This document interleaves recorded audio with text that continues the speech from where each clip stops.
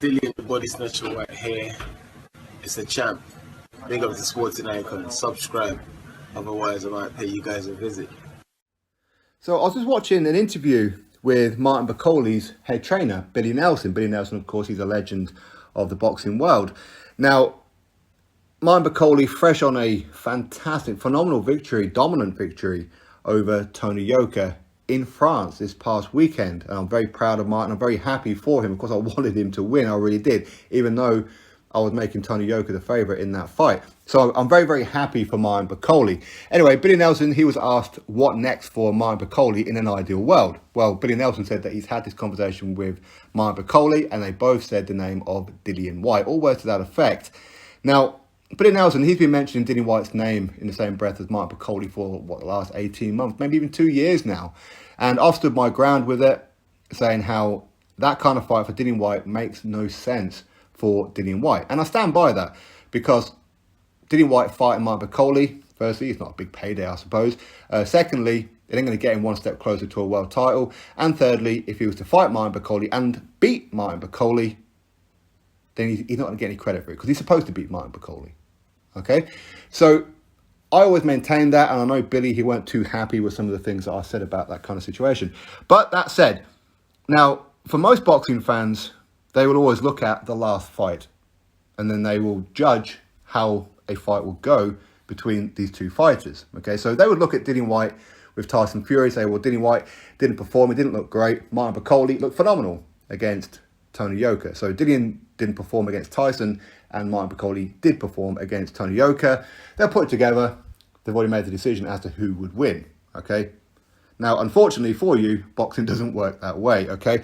So for those who've been watching boxing for quite some time, you will know a lot of it is down to styles, and a lot of it is down to what happens on fight night. Now, a Martin Bakole and Dillian Whyte fight makes a lot of sense now. It didn't before, but it does now. Dillian Whyte needs a good name to come back into the ring with. Martin Bakole, because he's defeated a Tony Yoka, is now a good, credible opponent. Okay, yes, Martin Bakole, of course, he lost to Michael Hunter and whatever else, but that was what it was way back when. So, of course, we have to talk about now. So now, Martin Bakole is a good opponent for Dillian Whyte. So, Dillian Whyte fighting Martin Bakole, there's now more money in the pot, because obviously Bakole has boosted his own profile.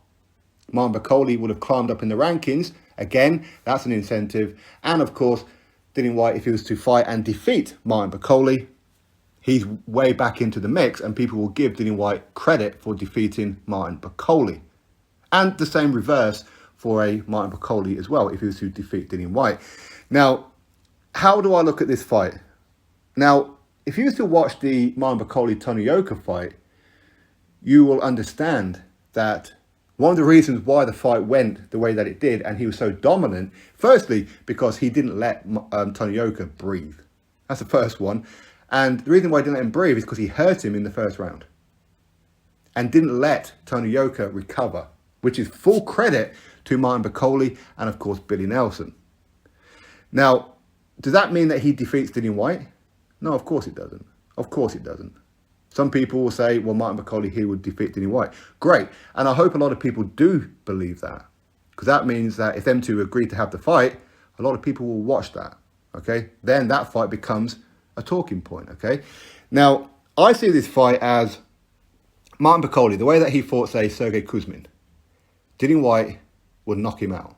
And I said this back then. I said, if Martin Bakole fights anybody else at the top end, whether it be a Wilder, whether it be a Dillian Whyte, whether it be a Josh, or whether it be a Joe Joyce, or anyone like that, Martin Bakole, there's a very real chance he'll get starched, because he just stood there in the middle of the ring slugging away. Okay? That's not what you do with a Dillian Whyte. You don't stand in the middle of the ring and slugging away. Now, don't get me wrong, Martin Bakole is a big puncher. Could he put Dillian Whyte out? Of course he could. But Dillian could put him out as well. Dillian is more technical than Martin Bakole, and he does punch harder than Martin Bakole. Martin Bakole is just the kind of guy who will not give you time to breathe. He'll be on you all the time. But then that leaves openings. Now, likewise, you could say, but Martin Bakole will just push around Dillian Whyte. He will be able to take his shots because Martin Bakole is a very, very durable, strong guy. I've met Martin Bakole on a couple of occasions. Nice guy, comes across as a real nice guy. So does Billy Nelson. I've interviewed Billy Nelson, and they come across as real cool guys. But he's a big unit. He's a walking wardrobe. He's absolutely massive. But so is Dillian. Now, Martin Bakole does not fight any way that resembles a Tyson Fury. Tyson Fury knew not to stand in the middle of the ring with Dillian Whyte and trade. Because there's only ever going to be one winner when it comes to that, and that will be Dillian Whyte. What you do is you wait for the opportunity to land that one big punch and hope for the best.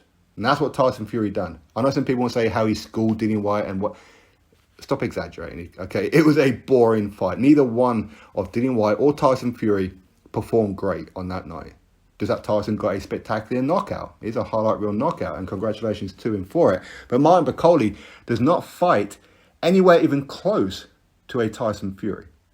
Now, you could say, but Aslan Povetkin, he knocked out Dillian Whyte.